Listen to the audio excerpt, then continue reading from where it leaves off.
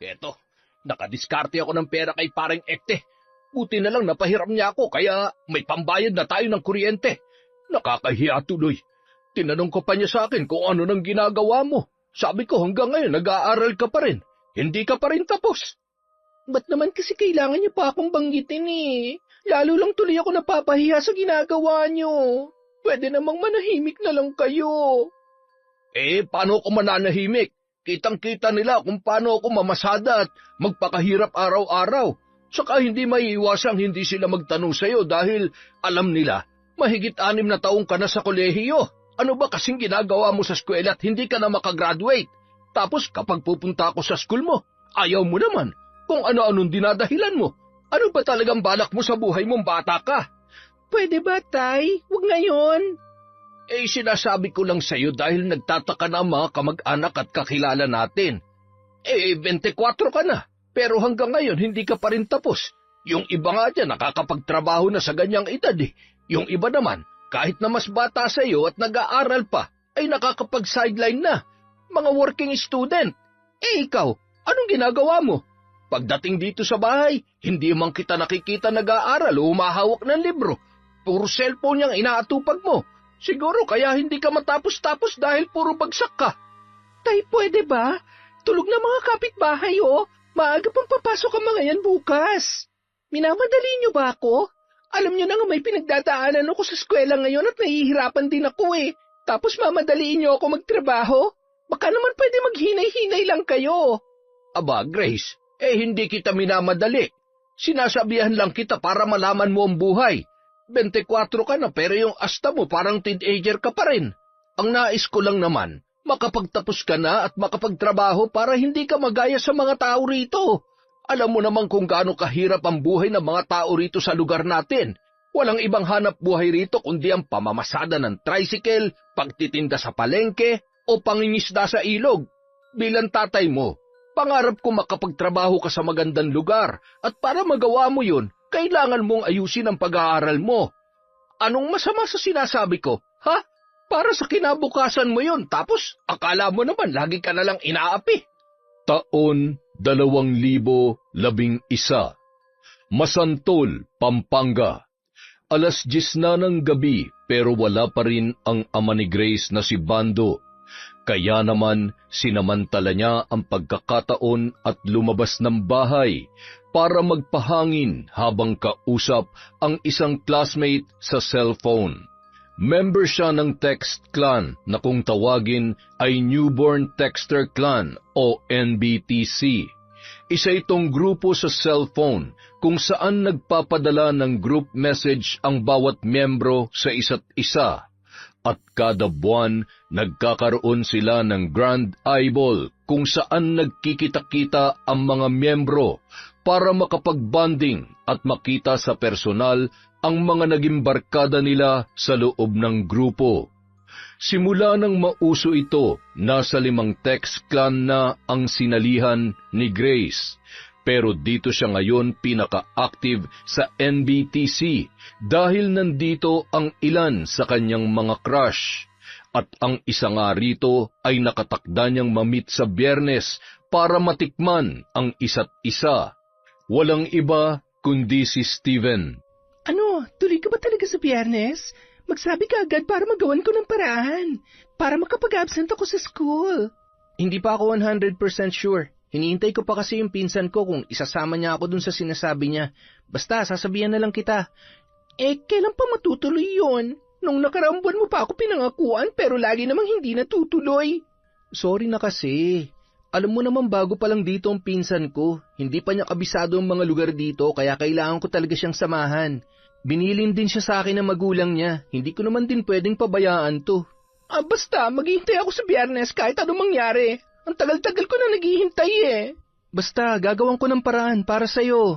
Naku, saan nga pala tayo pupunta? Bawal dito sa amin dahil masikip saka walang privacy dahil maraming butas ng pinto at bintana namin. Di, maghanap tayo ng lugar. Saan nga? Hindi ba pwede dyan sa inyo? Bawal pa kasi ang bisita rito. Alam mo naman ang mga kasama ko sa bahay, puro conservative. Basta, gagawan ko ng paraan para sa'yo, promise. Sa ngayon, gawin muna nating 90% sure, okay? Hay nako, nagtatampo na talaga ako. Lagi na lang ganyan tapos hindi rin naman natutuloy. Tuyot na ako. Kailan mo ba ako didiligan? Don't worry, pag nagkita tayo, akong bahala sa'yo. Sisiguruhin ko na magiging maligaya ka. Talaga lang ha? Sige, asahan ko yan. Gusto ko kahit 3 rounds lang sana. Sa loob, sa muka, at sa dibdib. Ano, kaya mo ba? Sus, basic lang yun. Kahit nga 10 round pa kung gusto mo eh. Okay na sa akin yung 3 lang muna. Medyo mahigpit din kasi si tatay eh. Hindi ako pwedeng mawala ng matagal. Sus, kita mo na, kapag ikaw nagdadahilan ng magulang, dapat okay lang sa akin. Pero pag ako, magagalit ka na. Hay nako, basta yung pangako mo tuparin mo ha. Hanggang Friday na lang ang deadline mo. Kapag hindi pa natuloy yun, bahala ka. Kalimutan mo na ako at burahin mo ng number ko. Teka, wala namang ganyanan. Alam mo namang mahal kita eh. Patunayan mo yan. Ang taong minamahal, binibigyan ng panahon. Oo na po, I will do my best para matapos agad yung mga lakad ng pinsan ko. Para sa Biyernes, matuloy na ako dyan. Naku, teka, ibababa ko na pala. Andito na yung tatay ko, parating na. Sige, bukas na lang ha. Pag ganitong oras na hindi na ako pinagsa-cellphone nun eh. Okay, bye. Love you. Love you too. Mwah. Pagkababa ng tawag, agad na nagbalik si Grace sa loob ng kanilang bahay. Pagkapasok naman ng kanilang ama, naabutan niyang tulog na ang 3 niyang kapatid, habang siya naman ay nakaupo pa sa tabi at nagsusuklay ng buhok. Anong oras ang pasok mo bukas? Mga 2:00 pa po, kaya hindi ako gigising na maaga bukas. O eto, nakadiskarte ako ng pera kay paring Ekte. Buti na lang napahiram niya ako kaya may pambayad na tayo ng kuryente. Nakakahiya tuloy. Tinanong ka pa niya sa akin kung ano nang ginagawa mo. Sabi ko, hanggang ngayon nag-aaral ka pa rin. Hindi ka pa rin tapos. Ba't naman kasi kailangan niyo pa akong banggitin eh? Lalo lang tuloy akong napapahiya sa ginagawa niyo. Pwede namang manahimik na lamang kayo. Paano ako mananahimik? Kitang-kita nila kung paano ako mamasada at magpakahirap araw-araw. Saka hindi maiiwasang hindi sila magtanong sa'yo dahil alam nila, mahigit 6 na taong ka na sa kolehiyo. Ano ba kasing ginagawa mo sa eskwela at hindi ka na makagraduate? Tapos kapag pupunta ako sa school mo, ayaw mo naman. Kung ano-anong dinadahilan mo. Ano ba talagang balak mo sa buhay mong bata ka? Pwede ba, Tay? Huwag ngayon. Sinasabi ko lang sa'yo dahil nagtataka na mga kamag-anak at kakilala natin. 24 ka na. Pero hanggang ngayon, hindi ka pa rin tapos. Yung iba nga dyan, nakakapagtrabaho na sa ganyang edad eh. Yung iba naman, kahit na mas bata sa iyo at nag-aaral pa, ay nakakapag-sideline na. Mga working student. Ikaw, anong ginagawa mo? Pagdating dito sa bahay, hindi man kita nakikita nag-aaral o humahawak ng libro. Puro cellphone niyang inaatupag mo. Siguro kaya hindi ka matapos-tapos dahil puro bagsak ka. Tay, pwede ba? Tulog na mga kapitbahay oh. Maaga pang papasok ang mga yan bukas. Sana ayusin mo ng problema mo sa eskwela. Isipin mo naman ang kalagayan ko. Tumatanda na ako, anak. Hindi ko alam kung hanggang kailan ko pa kakayanin mamasada. Sana man lang, bago bumigay ang katawang ko ay makapagtapos ka na at makapagtrabaho para makatulong ka rin dito sa bahay. Alam mo namang tayo na lamang 2 na iwan eh. Itong mga kapatid mo, puro mga bata pa. Ang nanay mo naman wala na. Nasa kabilang buhay na. Kaya ikaw na lang talaga ang magiging kanang kamay ko sa paghahanap buhay. Kaya sana, ayusin mo ng sarili mo. Baon na tayo sa utang, oh. Pagkain nga natin bukas, hindi ko na alam kung saan ko kukunin eh. Minamadali niyo ba ako, Tay? Alam niyo na nga may pinagdadaanan ako sa eskwela ngayon at nahihirapan din ako. Tapos, mamadaliin niyo talaga ako magtrabaho. Baka naman pwede maghinay-hinay lang kayo. Hindi kita minamadali, Grace. Sinasabihan lang kita para malaman mo ang buhay. Abay, 24 ka na, pero yung asta mo parang teenager ka pa rin. Ang nais ko lang, makapagtapos ka na at makapagtrabaho, para hindi ka magaya sa mga taga rito. Alam mo naman kung gaano kahirap ang buhay ng mga tao rito sa lugar natin. Walang ibang hanap buhay rito kundi ang pamamasada ng tricycle, ang pagtitinda sa palengke o pangingisda sa ilog. Bilang tatay mo, pangarap ko magkatrabaho ka sa magandang lugar at para magawa mo yun, kailangan mong ayusin ang pag-aaral mo. Ano masama sa sinasabi ko? Kung makapagsalita ka, para kang laging inaapi. Hindi na nakasagot pa si Grace. Padabog siyang naglatag ng kanyang higaan at tinalikuran na lamang ang kanyang ama. Kahit anong sermon nito, pinili niyang wag na lamang sumagot. Baka kung ano pa ang kanyang masabi rito gaya ng dati. Kinabukasan, pagpasok ni Grace sa klase, wala rin siyang ginawa kundi ang makipagkwentuhan sa mga barkada habang nagsusulat ng kanilang lecture. Sulat at discussion lang ang ginawa ng kanilang instructor para sa subject na yon, kaya maaga rin silang natapos at nakalabas. Pagkalabas nila, saglit lang siyang sumama sa mga kaibigan sa mall dahil nag-text na ang lalaking kanyang kinababaliwan, kaya agad siyang nagpaalam sa mga kaibigan. Nang makarating na sa kanilang lugar, doon niya na tinawagan ng lalaki habang naglalakad pauwi. Oh, nasan ka ngayon? Good news, Grace. Matutuloy na ako sa Biyernes. Ha? Talaga? Napakiusapan ko na yung pinsan ko, kaya ngayong araw ko na siya sasamahan para bukas makakagala na ako dyan. Ay, salamat talaga, bebe. I love you. I love you too. Mag-ahit ka na bukas, ha? Ayoko kasi ng may sagabal eh. Ay nako, kanina umaga pa ako nag-ahit. Malinis na to.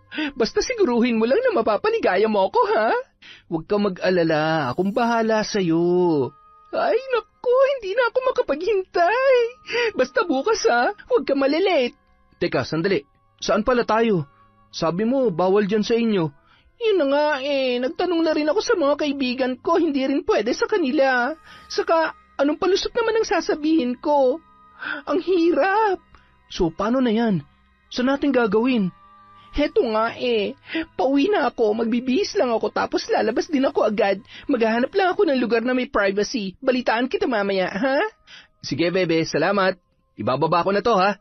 Nasa sakayan pa kami ngayon eh. Sumaglit lang talaga ako para ipaalam sa'yo to. Sandali lang, bebe. I love you talaga. Mwah! Pagsapit ng gabi. Bebe ko, wala talaga eh. Kung saan na ako nagpunta, wala akong makita. O, paano na yan? Matutuloy pa ba tayo? No choice na tayo. Dito na lamang sa bahay. Akala ko ba wala kang privacy dyan? Gagawin ko na lang ng paraan. Takpan na lang natin ang kurtina tapos wag na lang tayo magingay para walang makarinig sa atin. Wala eh. Wala talaga ako mahanap na lugar kahit saan. Ay, mas masarap pa naman sana kung maririnig kitang yung alam mo na. Anong magagawa natin? Basta diskartehan na lang natin bukas. Ang importante, matuloy tayo. Hindi na ako papayag na mapaglipasan pa ng araw na yon.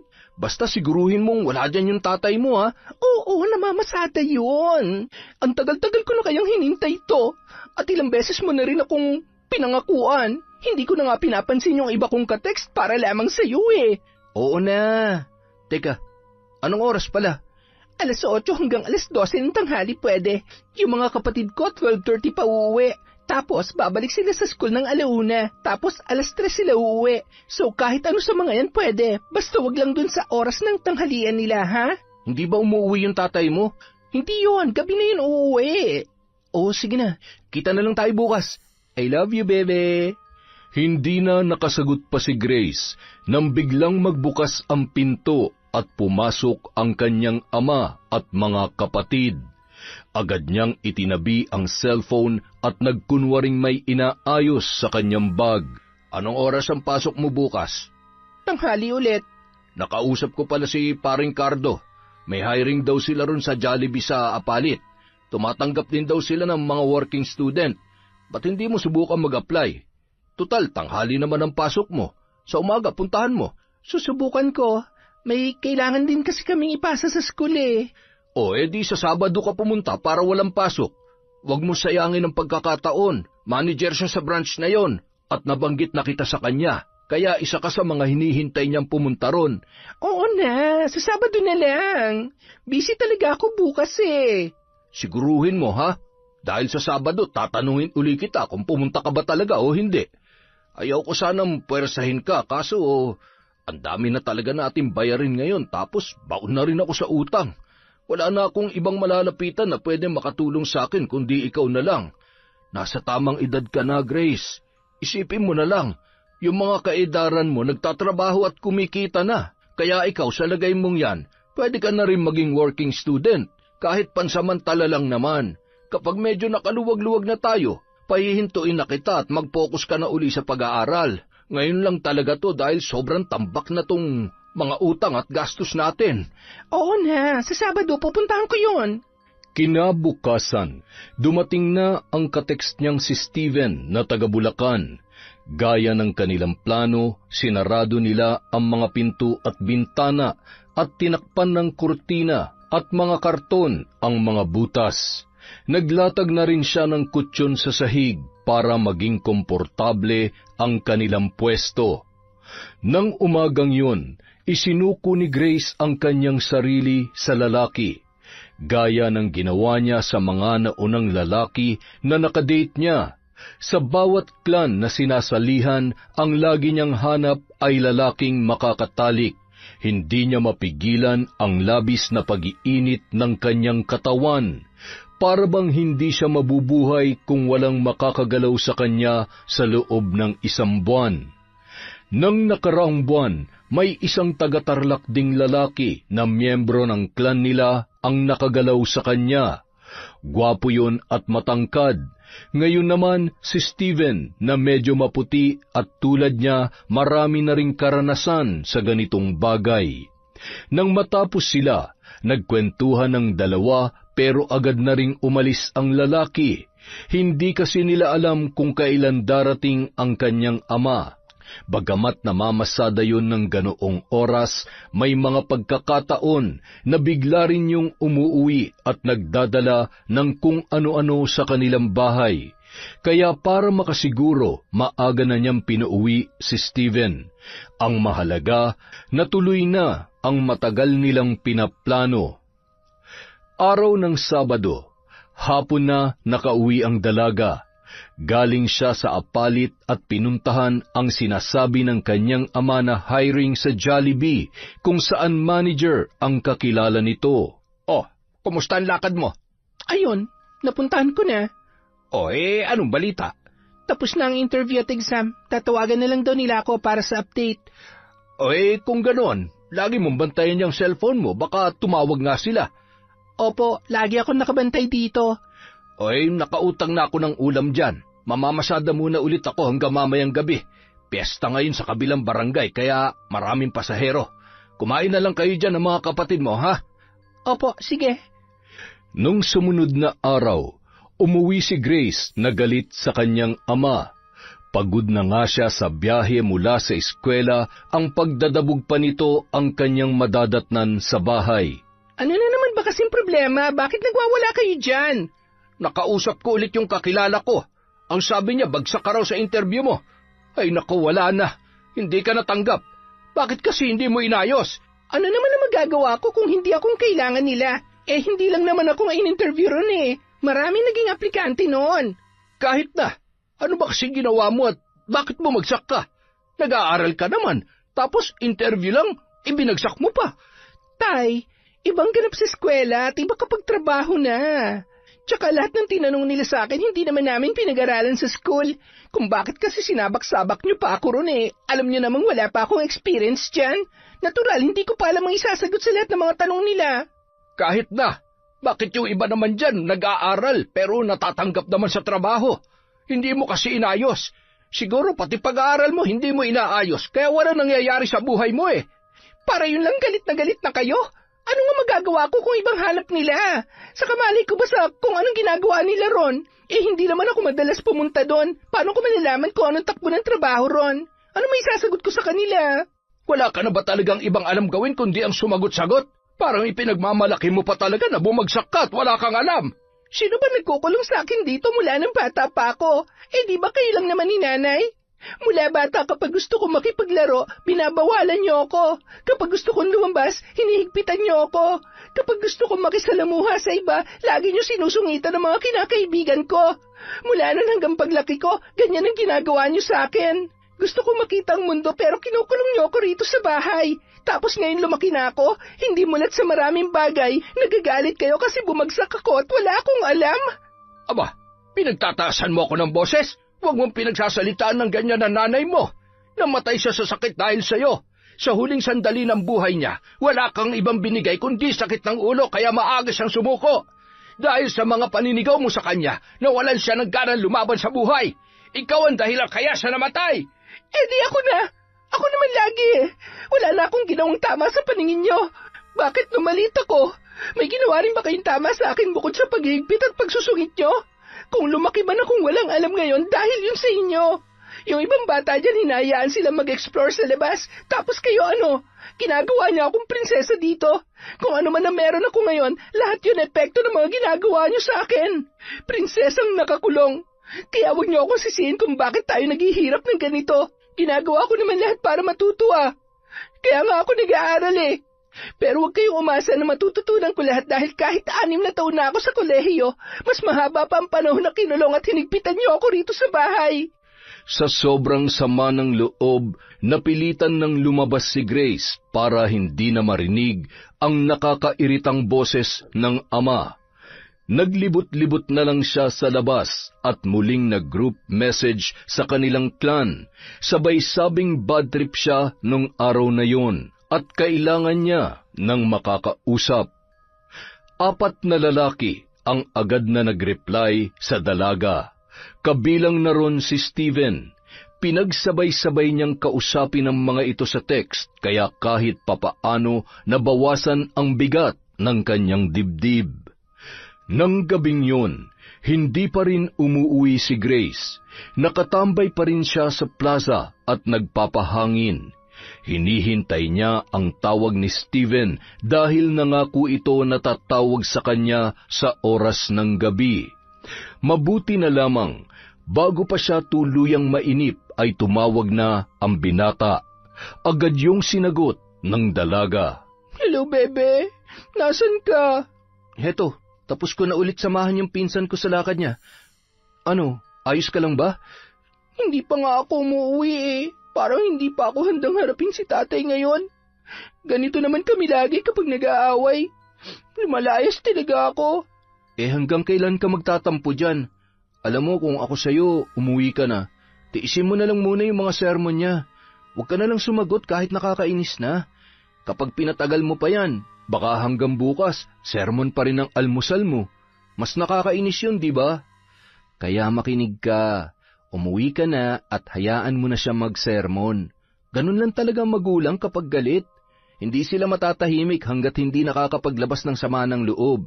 Pero kapag hinayaan mo siyang makapag-sermon ngayon, bukas sigurado tahimik na yan at payapa na ulit ang mundo mo. Nakakasawa na kasi. Linggo-linggo na lang palagi siya may sinasabi. Hindi na siya natapos kakasermon sa akin.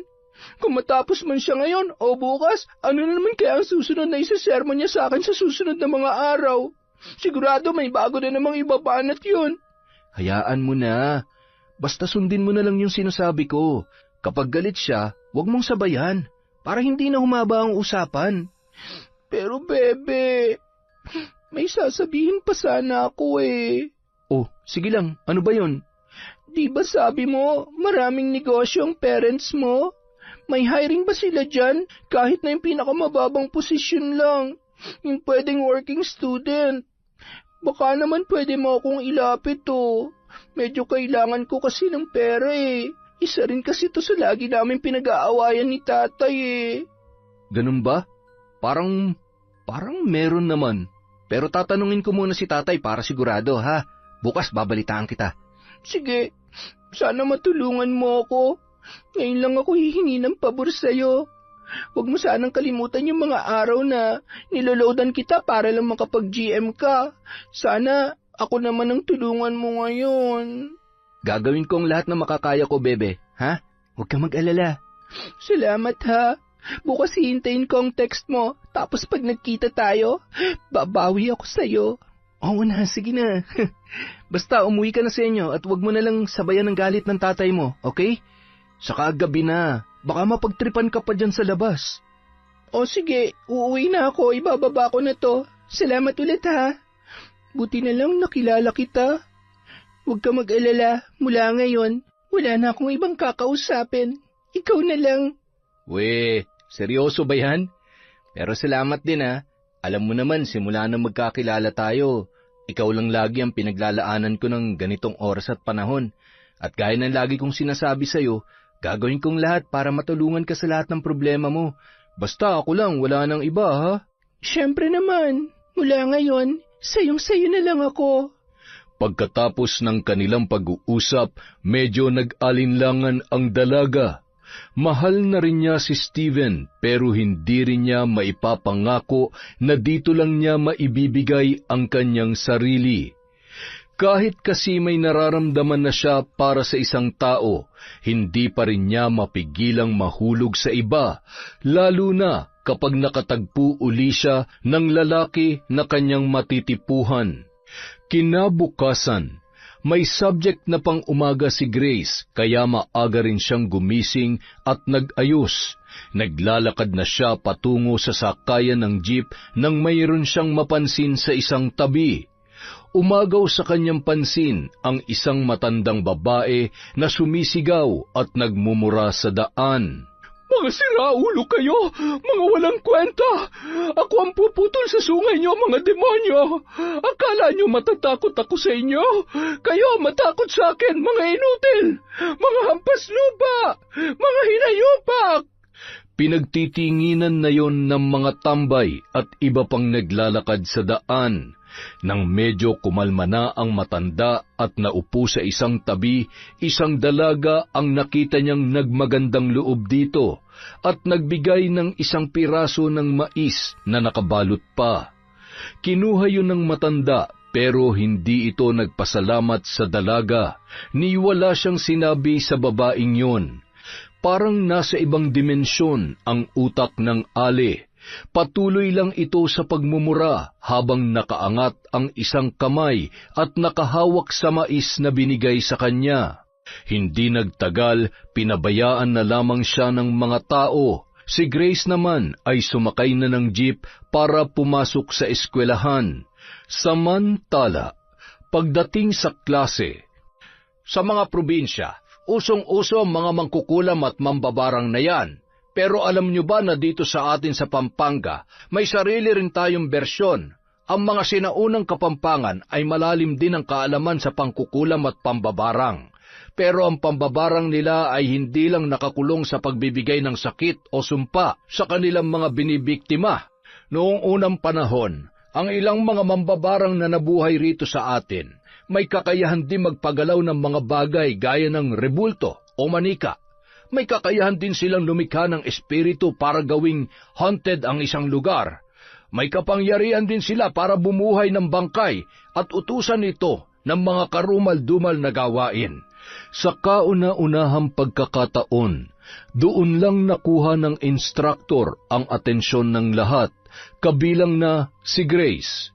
Kadalasan kasi kapag history subjects gaya nito ay lagi siyang inaantok at tinatamad. Pero ngayon, sa hindi malamang dahilan, bigla siyang nagka-interes sa mga sinabi ng kanilang guro, lalo't bago sa kanyang pandinig ang mga ganoong bagay. Pamilyar siya sa kulam o barang, pero hindi niya alam na may sarili rin palang bersyon ang kanilang probinsya tungkol dito. Bukod sa mga yan, marami pang mga nilalang na nabuhay rito na may kanya-kanya ring abilidad. Hindi lang sila puro mangkukulam o mambabarang. May tinatawag din tayong mangkukusim. Sila ang may kakayahan para palabasin ang sariling kaluluwa at mangulam sa malalayong lugar. Mayroon ding mangguguna. May kakayahan naman silang gumawa ng gayuma, lunas o anting-anting sa pamamagitan ng mga halaman. Meron ding manggagawi. Marami silang alam sa mga halaman na hindi alam ng karamihan. At ito ang ginagamit nila para makagawa ng itim na mahika o lason sa pamamagitan ng mga halamang yon. May tinatawag din magbantala. Bihasa sila sa paggawa ng mga dasal o panalangin na may iba't ibang epekto sa tao o sa paligid. Meron ding uple. Ito ang tawag sa mga taong may kakayahang gumawa ng ilusyon. Manlilinggo. Sila naman ang mga taong may kakayahang kumilos ng mabilis. magtago gumamit ng sandata, mag-espiya at bumuo ng mga delikadong patibong. Manula, sila ang nakakakita sa hinaharap. Siyak, mas malakas ang pangitain nila sa hinaharap at sila lang din ang may kakayahang maglakbay sa nakaraan o sa kasalukuyan. Mamaluwe, sila ang mga taong napapabagal ang kanilang pagtanda. Lagayan, mamalian at katulunan. Sila ang may kakayahang makipag-usap sa mga kaluluwa at espiritu ng kalikasan. At kapag nakabisa mo ang lahat ng mga ito, ang itatawag sa iyo ay ukluban.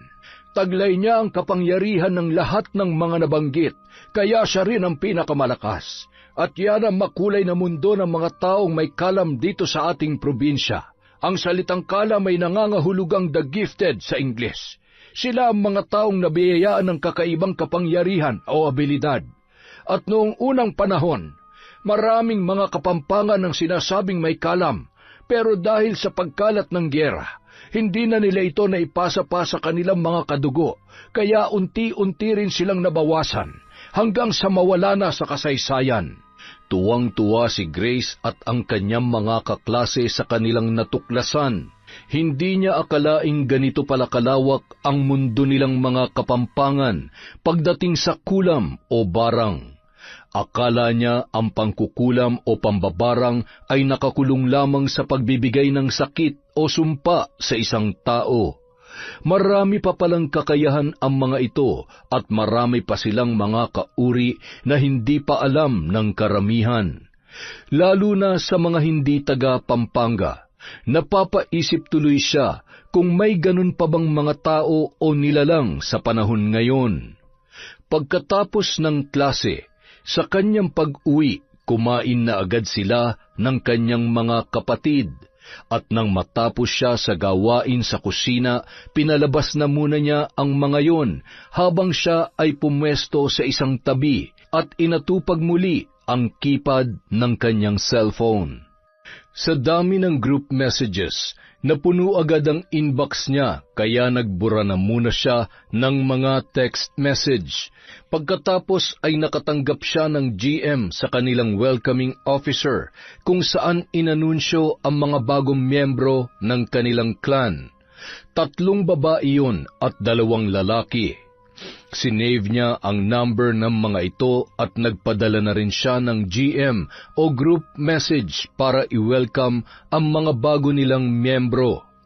Kahit hindi niya pa nakikita o nakikilala ang 2 lalaki na bagong member, parang nangangati na naman ang kanyang sarili na kilalanin ang mga yun. Hindi maintindihan ni Grace kung bakit tuwing magkakaroon sila ng bagong membrong lalaki, lalo na kapag kaedaran niya ay laging nabubuhay ang maharot na bahagi ng kanyang pagkatao.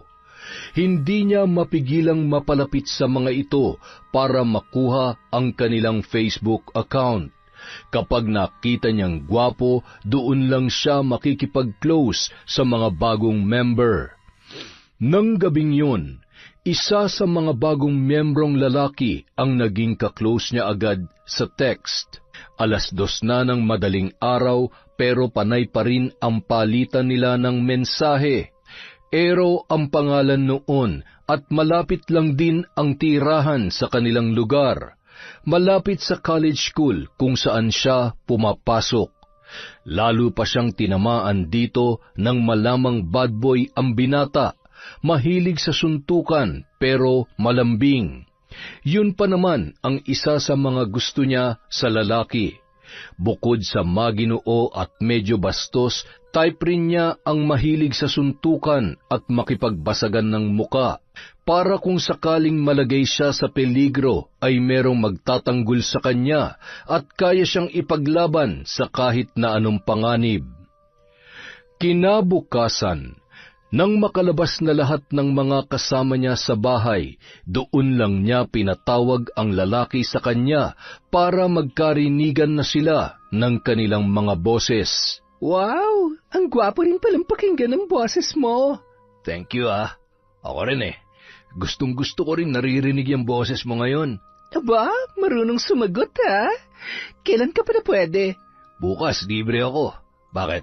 Pupunta ka ba? Oo, may pasok ako bukas eh.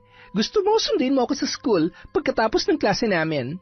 Oo ba? Saan ka nga ba nag-aaral? Doon lang sa ACLC. Sige. Pupunta ako bukas. Saan mo ba gustong kumain? Sa Jollibee. Pwede? Sige, bukas kain tayo ron. Sagot ko na. Naku, gusto ko yan. Salamat ha. Ikaw, kailan ka ba pwedeng... Alam mo na. Pwede bang ayusin natin ang schedule para dyan? Medyo magulo rin dito sa bahay tsaka masikip. Diyan ba sa inyo? Pwede ba tayo dyan? Oo naman, pwede rito. Maluwag naman dito, tsaka 2 kwarto namin. Ay, wow! Ayos ha! Pero, sino naman ang kasama mo dyan? Yung pinsan ko lang, tsaka tropa niya. Pero tuwing umaga wala sila rito dahil nagtatrabaho sila. Sa gabi na lang kami nagkakasama rito. Ganon? So pwede pala tayo sa umaga? O sige, game ako. Pero wag muna bukas ha. Sa ibang araw na lang kasi kailangan ko muna mag-review ngayon dahil meron kaming exam. Walang problema sa akin yon. Siya nga pala. Anong pwede nating tawagan? Siguro sweetie na lang para matamis. Okay, sweetie. See you when I see you. Tuwang-tuwa ang dalaga pagkatapos nilang mag-usap. Naka-jackpot na naman siya ng gwapo at matipunong lalaki. Tiningnan niya na ang Facebook account noon. Gwapo, crop top ang buhok at malaki ang katawan.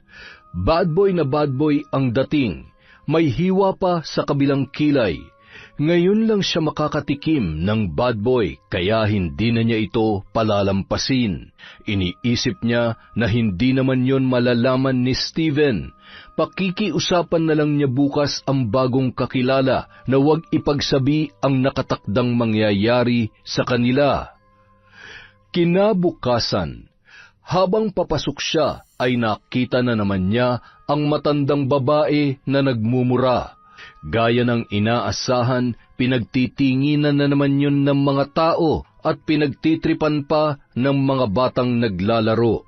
Mga walang hiya kayo! Mga wala kayong kwentang lahat! Akala nyo natatakot ako sa inyo? Hindi! Ang tagal ko nang nabubuhay sa mundong ito! Wala nang sino man na magbibigay ng takot sa akin. Kaya wag niyo akong tinatakot ng ganyan kung ayaw niyong kayong matakot sa gagawin ko. Mga hilayupak! Mga hampas lupa! Nais niyang maawa sa kalagayan ng matanda pero hinayaan na lang muna niya yon dahil meron pa siyang pasok. Base sa mga murang lumalabas sa bibig nito, parang may matindi yung hinanakit na naging dahilan ng pagkasira ng bait at katinuan. Habang naghihintay sa pagdating ng kanilang instructor, saglit na umupo sa isang tabi si Grace para magsagawa ng group message sa kanyang mga kaklan. Ang mga barkada naman niya ay nasa likod lamang at abala sa kani-kanilang mga ginagawa. Hanggang sa biglang tumawag si Steven. Dali-dali niya yung sinagot. Hello, bebe? Oh, bebe, nasa school ka ba ngayon? Oo bakit? Nakausap ko ng tatay ko. May isang bakanteng posisyon dun sa warehouse. Naghahanap sila ng female office staff. Okay lang daw kahit college level pa lang. Gusto mo ba ron? Talaga ba? Sige, ipasok mo na ako. Ano bang kailangan bukod sa resume? May mga requirements na rin ako dito galing dun sa inaplayan kong Jollibee branch nung nakaraan. Pwede na kaya yon? Oo, pwede na yan. Hindi naman sila mahigpit dun eh. Sa Miyerkules daw ang interview. Ano, sunduin ba kita dyan? Para ako na maghatid sa'yo ron sa warehouse namin sa San Fernando. Sa San Fernando? Sige. Okay lang. Ayos lang yon. Ang mahalaga may trabaho. Salamat ha, bebe. Mahal na mahal talaga kita. Grabe. Mahal din kita, bebe. Kita-kits sa Miyerkules, ha? Makalipas ang ilang araw, naabutan ni Grace ang kanyang ama na kumakain ng hapunan. Inilapag niya ang bag sa upuan at tumabi roon. Nung araw na yon, parang ganado siyang makipag-usap sa kanyang tatay. Tapos na kayo mamasada, tay? Hindi pa. Lalabas pa ako mamaya. Siya nga pala, sa susunod na linggo po, papasok na po ako sa trabaho. Ano? Ano sabi mo? May kaibigan ako na nagpasok sa akin dun sa warehouse ng tatay niya. Medyo madali lang naman yung trabaho. Office clerk lang po. Kaya tinanggap ko na, kesa naman sa wala. At least, makakatulong na ako sa inyo ngayon. Kailan ka pa nakahanap? Nung isang araw lang po, nagpatulong ako sa friend ko. Buti na lang tatay niya yung may-ari ng warehouse, kaya hindi na ako nahirapang maipasok. Madali lang din yung interview. Magkano naman daw ang sahod mo? Below minimum lang kasi part-time lang po ako doon. May mga araw na half-day lang kasi may pasok ako sa school. Ay, hindi na bale. Ang mahalaga, meron kahit papano. Malaking tulong na rin ang sasahurin mo para maipandagdag sa mga bayarin natin. Siyempre, iba-budget naman natin yan lahat. Hindi ko naman kukunin lahat yan. Magtitira pa rin tayo para sa sarili mo, para may baon ka sa eskwela. Okay po, Tay. Yan lang naman ang gusto ko, anak. Yung maranasan mo yung ganitong buhay, kahit papano, para habang bata ka pa, matuto ka nang tumayo sa sarili mong mga paa. Para pagdating ng araw, mas alam mo na ang gagawin mo. Kasi ako, hindi ko alam kung hanggang kailan pa ako makakapamasada. Medyo sumasakit na itong mga paa ko. Sana hanggang makatapos ka, malakas pa rin ako para hindi mo solohin ang lahat ng gastos. Okay na po, Tay. Sige na, kumain ka na lang po dyan. Hindi sanay si Grace na ganoon kagaan ang boses ng kanyang ama kapag siya ay kinakausap. Nasanay kasi siya na lagi itong nagtataas ng boses dahil sa mga sermon sa kanya. Ngayon niya lang ulit yon narinig magsalita ng ganoon kahinahon. Naisip niya na nakakapanibago pala. Parang bigla rin gumaan ang kanyang pakiramdam. Samantala, ng unang araw ni Grace sa trabaho, pagkalabas niya sa klase ng 12:00 ng tanghali, agad na siyang bumiyahe patungo sa warehouse kung saan isa siyang inventory clerk. 9:00 ng gabi na siya nakauwi sa kanilang bahay.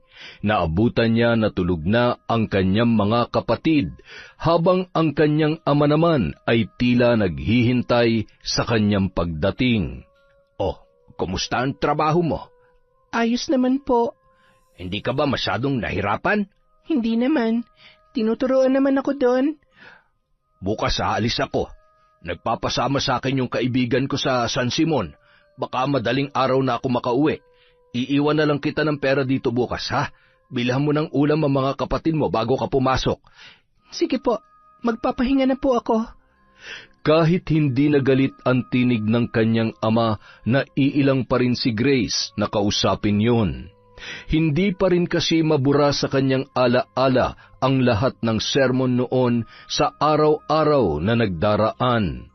Nasanay na talaga ang kanyang tainga na lagi yung galit, at kahit ngayong matino na ang kanilang pag-uusap, hindi pa rin niya magawang kausapin yon na maayos. Lagi na lang matipid ang mga salitang binibitawan ng dalaga kapag magkausap sila ng kanyang ama. Kinabukasan, pagkatapos niya magtrabaho, dumiretso siya sa bahay ng bago niyang textmate na si Ero.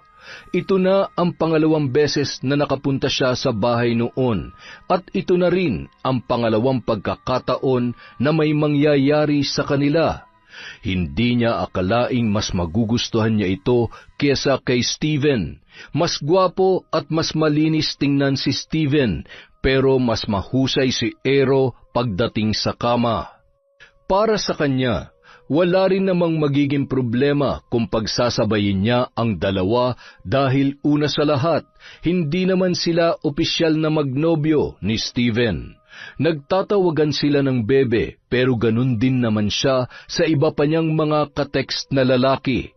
May kanya-kanya siyang tawag sa mga ito at pare-pareho lang din niyang sinasabihan na mahal niya ang mga yun.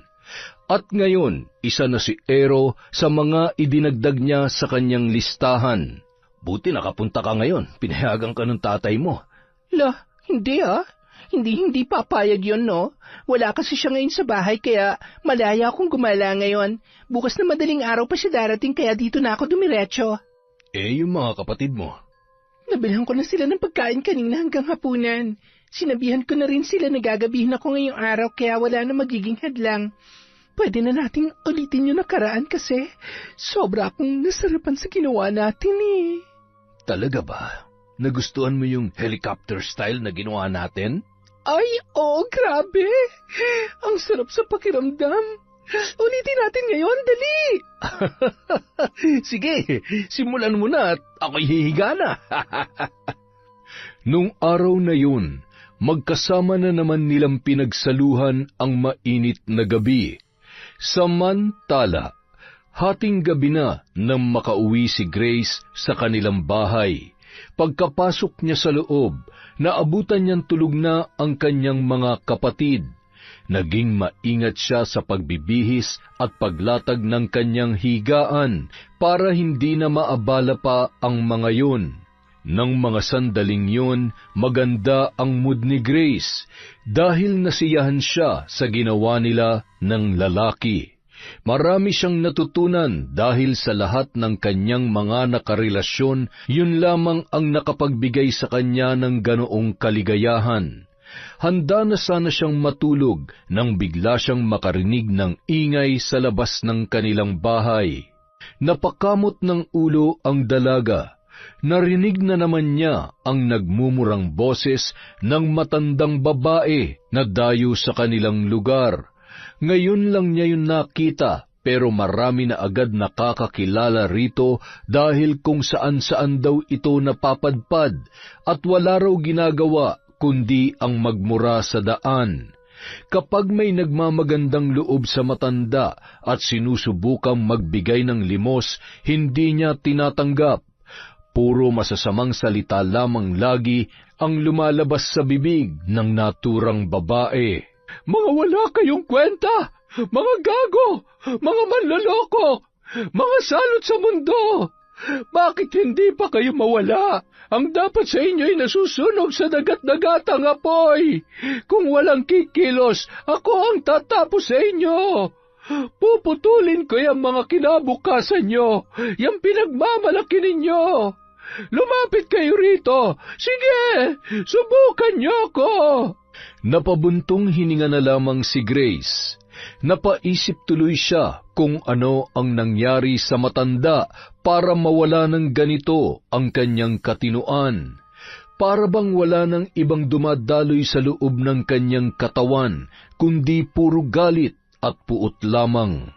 Kinabukasan, naging abala siyang muli sa eskwela at sa trabaho, kaya naman gabi na nang siya ay makauwi. Naabutan niyang gising pa ang kanyang ama at mga kapatid.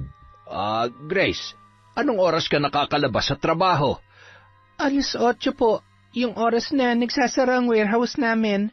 Bakit? Gaano ka namang katagal sa biyahe mo pauwi rito? Mga kalahating oras po. Minsan, depende rin sa traffic. Bakit ba? Wala. Basta, huwag ka lang munang magpapaabot ng 10:00 sa daan. Delikado ngayon. Bakit? May nangyari po ba? Kagabi. Kaya mag-iingat ka. Huwag ka na magpapagabi sa daan mula ngayon. Ano po ba yung nangyari? Sabihin niyo na. May nakita yung mga kapitbahay natin. Yung anak ni Mang Domeng, si Enrico, naglalakad sa tulay. Ano? Paano po naglalakad? Nakita siya kagabi ng mga tambay dyan. Naglalakad daw siya. Dumaan siya ron sa tulay, papunta sa kanilang bahay. Ano? Imposible. Sinong Enrico ba yan? Yung lasenggong napaaway sa sulok noon at nasaksak? 2 taon nang patay yun na. Kaya nga usap-usapan yan dito sa atin ngayong araw.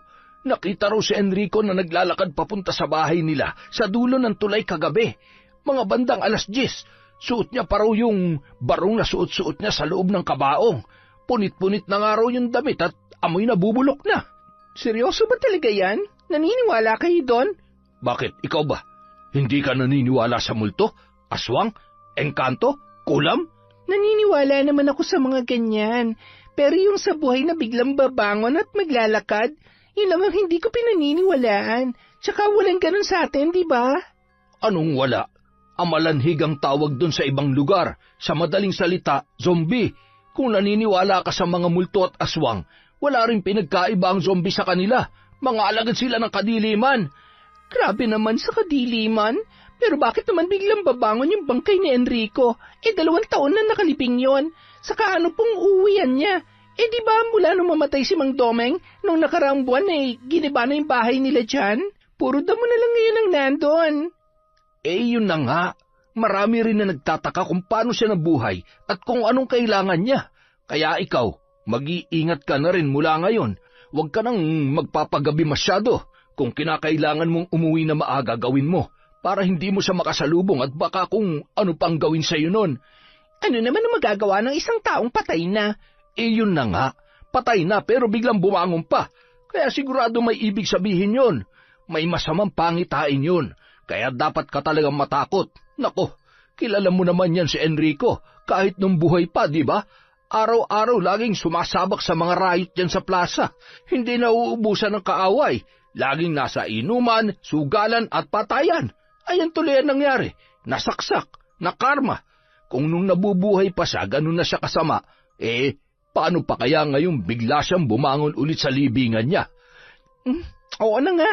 Sige na po, mag-iingat na ako. Hindi na lamang inintindi ni Grace ang sinabi ng kanyang ama. Bagamat medyo nagulat siya sa balita, wala rin siyang balak magpaapekto rito dahil sa lahat ng mga kwentong kababalaghan at paranormal, ang mga zombie o bangkay na bumabangon lang talaga ang hindi niya pa kayang paniwalaan. Isa pa, mahilig din naman sa tsismis at kwentong katatakutan ang kanilang mga kapitbahay, kaya hindi siya dapat magtaka sa bagong kwentong pinapakalat ng mga yon. Nang sumunod na gabi, isang nakakakilabot na balita na naman ang sinabi ng kanyang ama nang siya ay umuwi. Mayroon na namang bangkay na nakitang naglalakad sa kanilang lugar. Sino na naman ang nagsabi niyan, Tay? Basta. Doon nakita malapit sa palengke. Alam mo ba kung sino ang bangkay na yon? Sino daw po?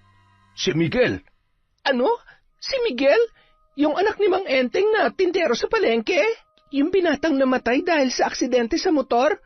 Oo, yun nga. Mag-iisang taon nang patay yun na. At ngayon, bumangon din gaya ni Enrico. Siya naman ngayon na nakita naglalakad sa may palengke kagabi. Kaya ayun, nagsitakbuhan lahat ng mga tambay at tricycle driver na nakakita sa kanya. Ano na raw ang itsura niya? Yun nga nakapagtataka. Madumi lang pero ang itsura ay parang nung nilibing lamang. Totoo ba talaga yan, Tay? Anak, mahirap lang ang mga kababayan natin pero hindi sila mga sinungaling. Alam na alam ko kapag nagsasabi sila ng totoo. Saka kalat na rin yan sa buong bayan. Ang dami rin kayang nakakakilala sa Miguel na yun nung nabubuhay pa. Sayang nga ang batang yun Gwapo sana, matalino, artistahin, pero maagang kinuha na may kapal. Kung totoo man yan, ano nangyayari? Bakit bumabangon ng mga patay? Kaya nga mag-ingat ka. Hindi ko rin alam kung anong dahilan. Huwag na huwag ka talagang magpapaabot ng sobrang gabi kapag umuwi ka. Alam mo ba kung anong oras siya nakita kagabi? Mga bandang 10:00 din, kaparehong oras nung nakita si Enrico nung nakaraan. Oo na po, magmumotor na lang ako para mas maaga ako makauwi rito. Kapag jeep kasi, hindi maiiwasang gabihin talaga ako dahil bibihira lang ang jeep na dumadaan dun sa pinapasukan kong trabaho. Kahit labag sa loob ng dalaga, sinikap na ring makauwi ng maaga ni Grace ng mga sumunod na araw. Kahit napapagastos na siya ng malaki sa pamasahe, nagpasya siyang magmotor na lang gabi-gabi para mas mapabilis ang kanyang pag-uwi. Sa lugar kasi ng kanyang pinagtatrabahuhan, sa oras ng labas niya ay wala nang masyadong jeep na dumadaan. Kadalasan gumagarahe na para bigyang daan naman ang mga tricycle na mamasada sa gabi, kaya lamang mas mahal ang singin ng motorsiklo lalo na kapag solo, hindi gaya ng jeep na mas nakakatipid ang mga pasahero. Pero nitong mga huling araw, pati si Grace ay nabahala na rin sa kumakalat na balita sa kanilang lugar tungkol sa 2 kilalang tao na matagal nang patay pero biglang bumangon at naglalakad. Kahit hindi niya pa nakikita ang mga yon, hindi niya maiwasang mangilabot sa tuwing siya ay uuwi, lalo na't madilim ang kanyang nilalakaran dahil walang ilaw ang poste. Samantala, naiwan ng dalaga sa bahay kasama ang kanyang mga kapatid na mahimbing nang natutulog. 10:30 ng gabi, nasa San Fernando ang kanyang ama at may dinalaw na matalik na kaibigan na nakakonfine sa ospital. Kinabukasan na makakauwi ang kanyang tatay, kaya naman malaya na naman siyang gumamit ng cellphone magdamag. Wala siyang ibang inatupag kundi ang mag-GM habang ka-PM naman niya ang ilan sa mga kalalakihan gaya nina Aero at Steven. Pero ang bida sa kanyang cellphone ng gabing yon ay si Brian. Matagal na rin itong member ng kanilang clan, pero ngayon lang sila nagkaroon ng mahaba-habang usapan. Umabot sa punto na nagkayayaan na sila na mag-one-night stand nung gabing yon. Ilang oras din yung pinag-isipan ng dalaga, pero sa huli ay pumayag na rin siya. Tutal, wala naman ang kanyang ama at makakabalik din naman siya ng madaling araw bago magising ang kanyang mga kapatid. Excited na tinawagan ni Grace ang number ni Brian. Uy, ano? Sure ka ba? Ngayong gabi na? Kundi ka busy. Samantalin na natin habang wala pa akong kasama rito sa bahay. Umalis ang magulang ko eh. Halika na, nanggigigil na ako sa iyo eh. Sige, hintayin mo ako. Tatakas lang ako. Tulog na rin naman ang mga kapatid ko pero wala namang pakialam ang mga to kahit saan ako pumunta. Buti na lang talaga wala rin si tatay. Kaya magkikita na tayo. Sige, bilisan mo. Habang maliwanag pa sa daan. Buti pa dyan. Dito sa amin, ang mga poste walang ilaw. Nakakatakot tuloy dumaan. Baka mamaya makasalubong ko pa yung nababalitang bangkay na naglalakad. Hindi yan. Huwag kang maniwala ron. Basta mag-ingat ka na lang. Bilisan mo na. Oo nga, eto na. Sandali lang. Relax ka lang dyan. Napilitan ng bumangon ang dalaga. Ni hindi na siya nagsuklay at nagpalit ng damit na pantulog. Nasa kabilang barangay lang kasi ang bahay ni na Brian. Maingat niyang binuksan ang pinto at nagmamadaling umalis. Ang ilaw na lang ng kanyang cellphone ang ginawa niyang flashlight sa napakadilim na daan. Para maibsan ng takot, nagpatugtog siya ng masayang kanta sa music player ng kanyang cellphone. Pinatugtog niya ang bagong release na kantang Super Bass ni Nicki Minaj. Ngunit bago pa siya makalagpas sa plaza, isang eksena ang pumukaw ng kanyang pansin. Napaatras siya nang makita ang isang lalaki na gumagapang mula sa maliit na eskinita. Nang makalabas ito, unti-unti yung tumayo at humarap sa kanya. Kahit nanginginig, buong tapang niyang itinapat dito ang liwanag ng kanyang cellphone. Laking gulat niya nang maaninag kung sino yon. Mabilis na binalot ng kilabot ang kanyang katawan. Kung hindi siya nagkakamali, ang lalaking yon ay si Samuel, isa sa mga miyembro ng gang sa kanilang lugar na namatay 7 buwan na ang nakakalipas dahil sa sakit sa atay at gawarin ng kalabisan sa alak. Mabilis na nangatog ang kanyang mga tuhod. Bago pa siya tuluyang manghina sa takot, kumaripas na siya ng takbo pabalik sa kanilang bahay. Saka siya nagsara ng pinto at bintana. Tinakpan din niya ng karton at mga kurtina ang mga yon. Dali-dali siyang nagtalukbong ng kumot at sumiksik sa kanyang mga kapatid, buong gabing nanginginig at nakikiramdam si Gracia.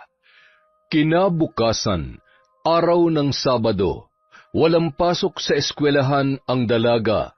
Ang pasok naman niya sa trabaho ay magsisimula pa ng tanghali. Naisip niyang maglibot muna sa plaza para makasagap ng sariwang hangin, makakita ng maraming tao at makalimot sa kanyang nasaksihan nung gabi. Gaya ng inaasahan, kalat na naman sa buong bayan ang pangatlong bangkay na namataan kagabi. Ang bangkay ni Samuel na nakita niya ay nakita ring gumagala sa iba't ibang parte ng kanilang lugar. Marami ang natakot at nabahala rito, ngunit hindi nila alam kung ano ang dahilan ng nangyayaring kababalaghan. Ilang sandali pa, mayroong tumawag kay Grace. Boses ito ng matandang bulag na lagi niyang naririnig na nagmumura sa kanilang lugar. Iha, mag-iingat ka. Ikaw na ang susunod. Ha? Ako po bang kausap niyo? Oo, ikaw. Nakikita ko may masamang mangyayari sa'yo. Kaya mag-iingat ka kung ayaw mong matuloy yon. Ano pong mangyayari ang sinasabi ninyo? Alam kong baliw ang tingin niyo sa akin lahat dito, pero tiyak na pasasalamatan mo ko. Oras na mailigtas ko ang buhay mo.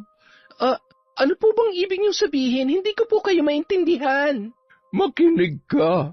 Sa lahat ng mga taong nakatira dito, sa iyo lamang ako may nakitang masamang pangitain.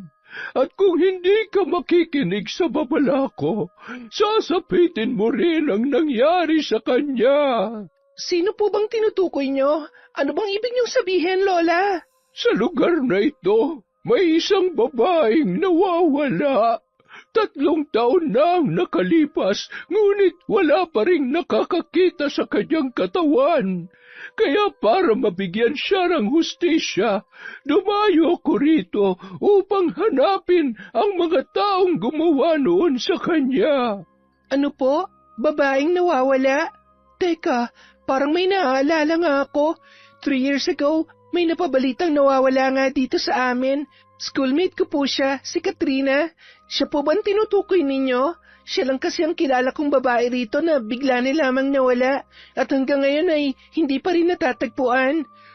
Nandito lang ang kanyang bangkay, pero walang nakakaalam kung nasaan siya dahil itinago ang kanyang katawan. Paano niyo po nalaman yan?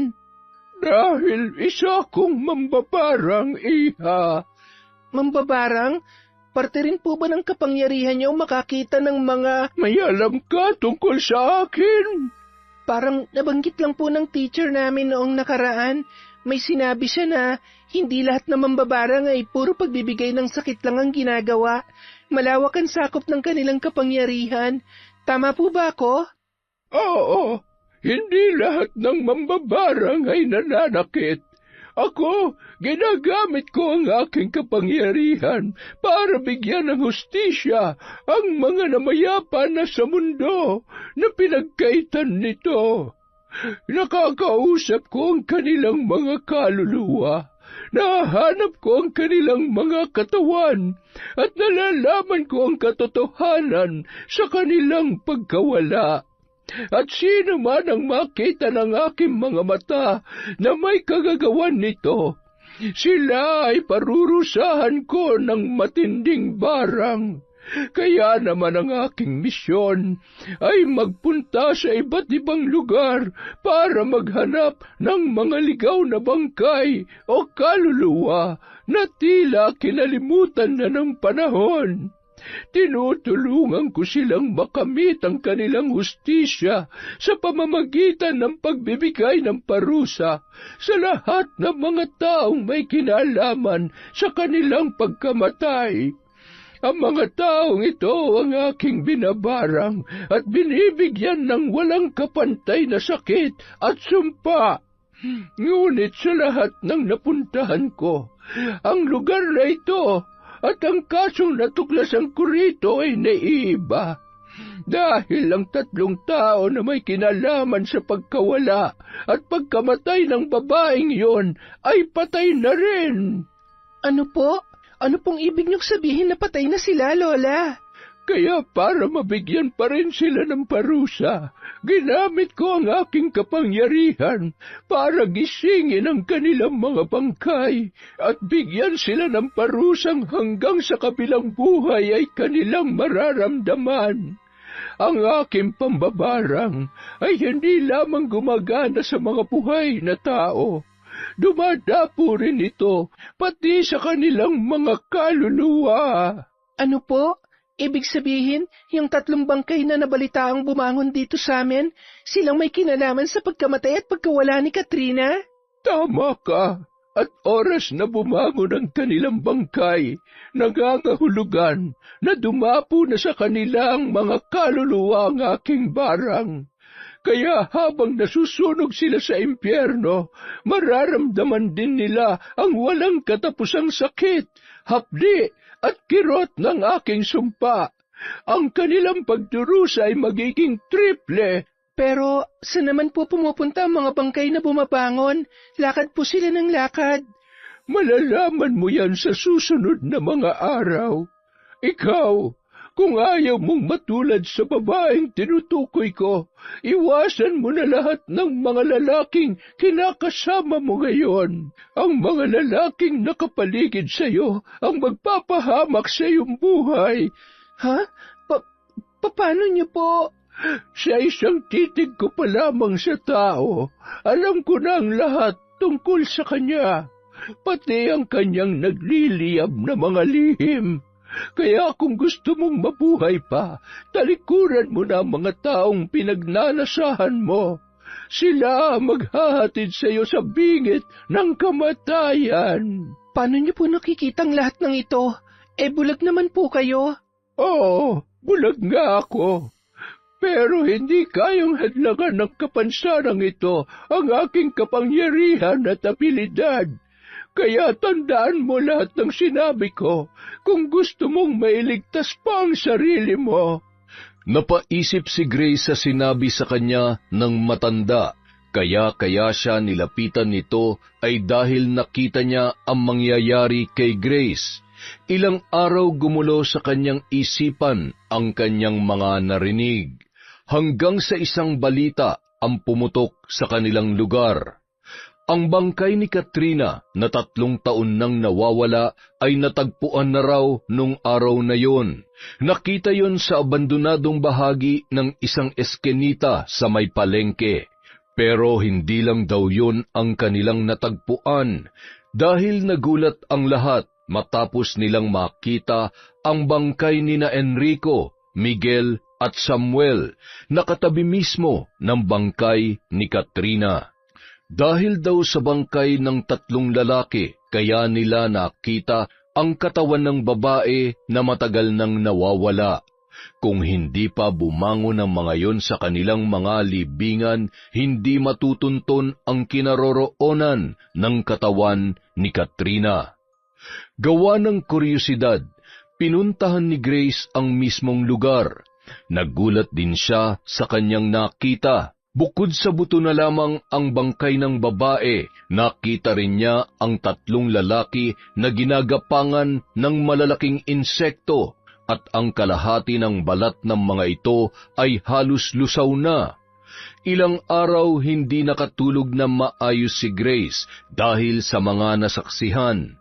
Dito niya napatunayan na may katotohanan nga ang lahat ng mga sinabi noon ng kanilang instructor tungkol sa makulay na mundo ng mga mangkukulam at mambabarang sa Pampanga, pati na rin ang malawak na sakop ng kanilang kapangyarihan na hindi lang nakatuon sa pagbibigay ng sumpa at sakit. Samantala, makalipas ang ilang linggo, nakalimutan din agad yon ng dalaga. Pagkatapos humupa ng malagim na pangyayari, tila nakalimutan na niya ang babala ng matandang babae. Patuloy pa rin siyang nakipag-text at nakipagkita sa mga lalaking member ng kanilang clan, kabilang na sina Steven at Iro. Hanggang sa sumapit na ang kanilang Grand Eyeball. Pagkatapos ng munti nilang kasiyahan, inanyayahan siya ng dalawa na magpunta sa bahay ni Ero para doon ipagpatuloy ang kanilang selebrasyon, na silang tatlo lamang. Doon din niya nalaman na magkakilala pala sina Steven at Ero. Magkababata ang mga yon. Handa ka na ba, Grace? Lagi naman akong handa eh. Ang totoo niyan, ikaw talaga napili namin. Ha? Napili saan? I'm sorry, Grace. Malaki ang pasasalamat namin sa'yo dahil pinaligaya mo kami. Isa ka sa pinakamagagaling na babae. Kaya ikaw ang napili namin.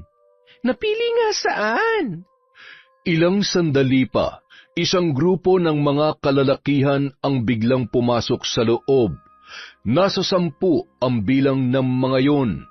Lumapit sila kay Grace at sapilitan siyang kinuha. Binalak siyang ipasok sa isang sasakyan at doon na nagsimulang sumigaw at pumalag ang dalaga. Doon din ibinunyag sa kanya ni na Steven at Iro ang malagim nilang mga lihim. Ang NBTC clan na kanyang kinabibilangan ay front lamang ng isang sindikatong kumukuha ng mga babae. Mas lalo siyang nasindak nang ibulgar ng mga ito na sina Miguel, Samuel at Enrico ay dati rin palang miyembro ng clan na yon noong hindi pa siya kasali. Itinago lamang ito ng kanilang founder at pilit na pinagtakpan ang lahat para wag malaman ng mga magiging bago nilang miyembro sa hinaharap. Ang misyon ng clan ay maparami ang mga tao, lalo na ang mga babae, para ibenta sa mga sindikato. At karamihan naman ng mga lalaking miyembro ay may koneksyon din sa naturang grupo. Sila ang recruiter o tagadala ng mga babae sa bawat araw na mapag-uusapan. Sa katunayan, hindi lang si Grace ang nakuha. 5 pa sa kanilang miyembro ang kanina pa nadala. Siya lang ang nahuli dahil sa dami ng ginawa nila sa Grand Eyeball. Huli na bago nalaman ni Grace ang lahat. Ngayon, hindi niya na alam kung paano pa ililigtas ang kanyang sarili. Hanggang sa bigla na lamang silang natigilang lahat. Napaatras ang grupo nang biglang sugurin ang mga ito ng mga lumilipad na insekto. Nabitawan siya ng mga kalalakihan dahilan para makalayo si Grace sa kanila.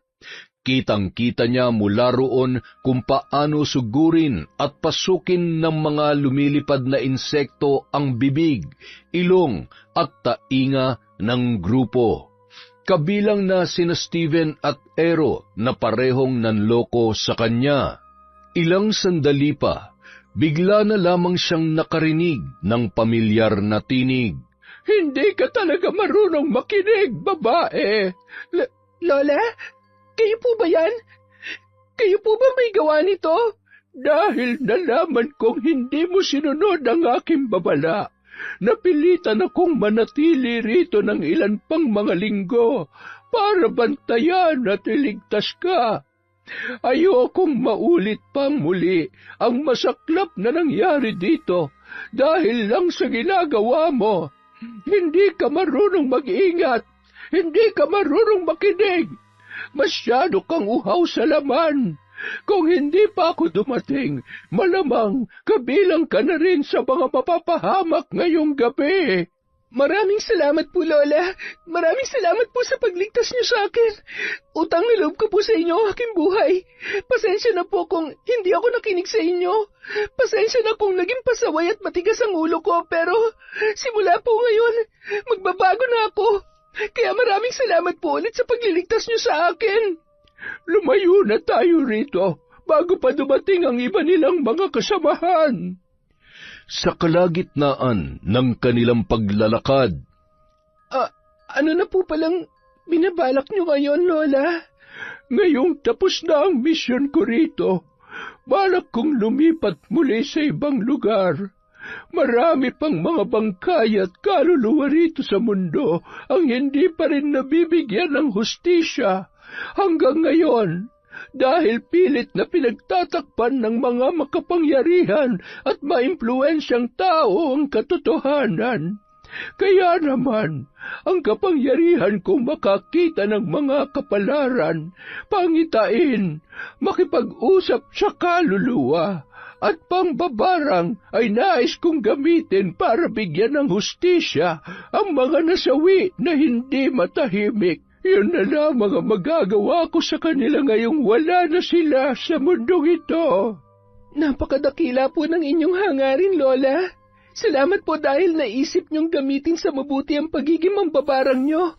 Pero may isa lamang po akong katanungan. Ano yon, Iha? Ang pagiging mambabarang po ba? Naipapasa lang po ba ito sa inyong angkan o maaari din itong matutunan ng pangkaraniwang tao? Bakit mo na itanong yan? Wala lang po. Parang gusto ko rin sana kayong gayahin balang araw. Parang gusto ko rin magkaroon ng kapangyarihan para ipagtanggol naman ang mga naaapi at mapapahamak pa lang. Kung mabibigyan man ako ng kapangyarihan gaya ng sa inyo, ang gusto ko namang iligtas ay yung mga nalalapit pa lamang sa kapahamakan para mapigilan ang mangyayari sa kanila. Kung gusto mo itong matutunan, mahaba-habang pag-aaral ang kakailanganin mo. Ibibigay ko sa iyo ang impormasyon kung saan ako matatagpuan.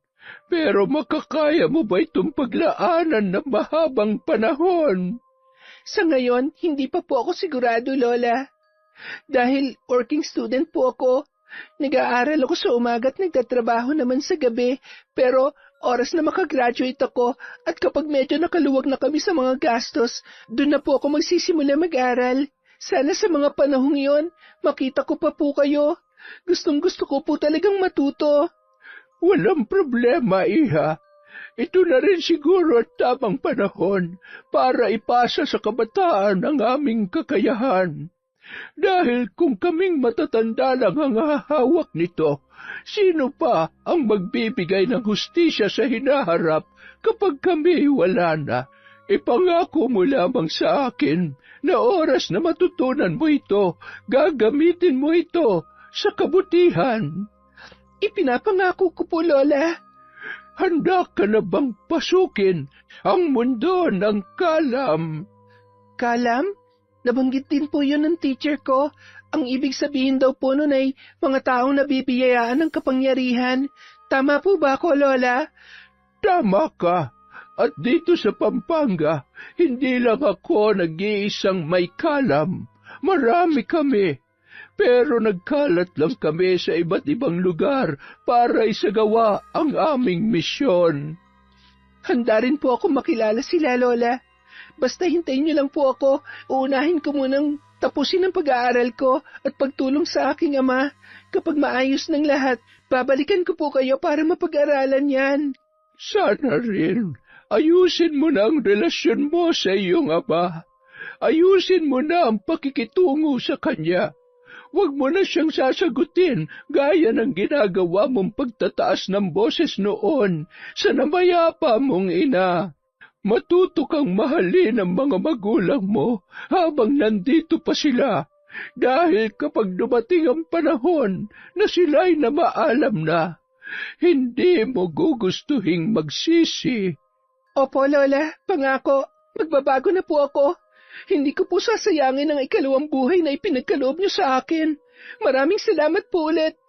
Pero bago po tayo maghiwalay, ano nga po palang pangalan niyo? Ako si Lola Tiring. Huwag mong kalilimutan ang pangalan na yan. Ako naman po si Mary Grace. Maraming salamat po sa inyong oras, Lola. Dito na po ang aking daan pa uwi. Mag-iingat po kayo sa susunod na lugar na inyong pupuntahan. Kinabukasan, nagulat si Mang Bando nang makita ang kanyang anak na nagluluto at naghahanda ng kanilang almusal. Oy, teka, anong ginagawa mo? Nagluluto po ng agahan natin, Tay. Oy, teka, may sakit ka ba? Mataas ba ang lagnat mo? Tay naman, ngayon na nga lang ako babawi eh. Gusto ko lang po makabawi sa lahat ng mga pagkukulang ko sa inyo. Ay, anong ibig mong sabihin? Alam ko pong naging walang kwenta akong anak. Nasa tamang edad na po ako pero wala pa rin ako nagagawang tama sa buhay ko. Kaya asahan niyo po na simula ngayon, aayusin ko na talagang pag-aaral ko para makatapos na ako kaagad. Pagkatapos ay maghahanap ako ng magandang trabaho para makatulong na rin po sa inyo. Kaya sana, Tay, mapatawad niyo po ako. Gusto ko sanang maging maayos na tayo ng tuluyan para lalo akong ganahang mag-aral.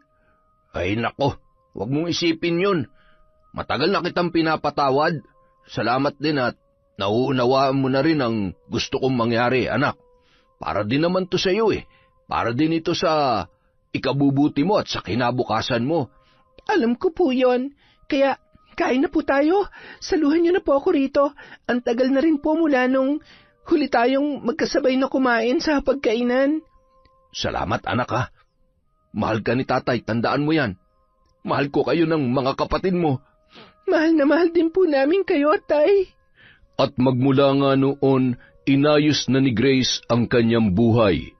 Tinalikuran na rin niya ang clan na muntik pang magpahamak sa kanya. Naging mapili na rin siya sa mga tao na kanyang pinakikisamahan. Wala na siyang ibang pangarap ngayon kundi ang maibangon ang kanyang pamilya sa kahirapan. Yon! Aba, may panggugulat sa huli. Ang ganda ng kwento natin. Dahil dyan, meron tayong shout-out. Bawas tayo sa listahan natin na utang na shout-out. Hello po kay Lorizel May Arangcon, sa Gana-Gana family from Frederick Gana-Gana. Hello rin po kay Reyna Glenn at Glenda Panayas from Digos, Davao del Sur. Shout-out kay Perla Cantre Calderon from Ariel Calderon.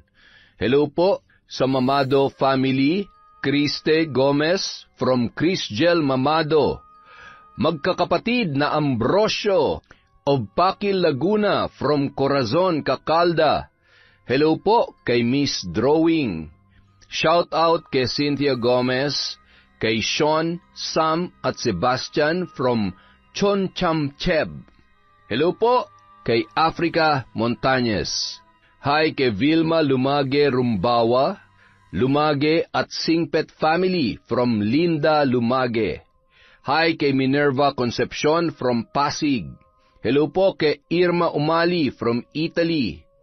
Hi kay Merlin, kay Josefina Fuelias, kay Cliven Dubalan, kay Michi Ito. Hello po kay Leia Singapore. Hi kay Rosette Ersando. Hello kay Hilario Porta Jasmine. Shout out kay Maylene Benasio Kanja from Palawan. Hello po kay Rosalie Ashley Udrin Fradejas. Annaliza Moral from Stephanie Rose Fradejas. Hello po kay Corazon Ingay. Hi sa mama ni Samuel Kit Maniego. Hello po sa lahat ng employee ng Hana Graphics Printing sa Davao City. Hello po kay Alona R. Shout out kay Juan Basanta. Shout out kay Kick Soul from Saudi. Hello sa Valencia family of Bataan from Heidi Valencia. Shout out po kay Ev Bagabaldo, kay Jackie Rivera from Sampaloc, kay Jonalyn Poquiz, kay Vem, Jonathan, Haji, Janice, Susan, Nika, at sa lahat ng taga-LF Firework from Emily. Hello po kay Linda Trinidad. Shout out kay Rachel Martinez, kay Dayan Supapo, kay Dominga Vicmundo. Hello po sa Mazo and Credo family from Marilu Credo. Shout out kay Lily Lamintak, kay Imais Vlog, kay Juday Vlog, kay Chi, kay Florita Blanco, kay Nikki Lipomano, kay Daiben 0211. Shout out kay Evangeline Vergara, kay Clarice Tubbs, at kay Leonora Consensino.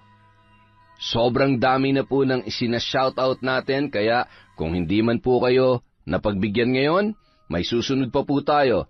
Ayusin lang po natin yung listahan para ma-shoutout natin lahat. Maraming salamat po sa walang sawang pagsuporta sa Kwentong Enteng.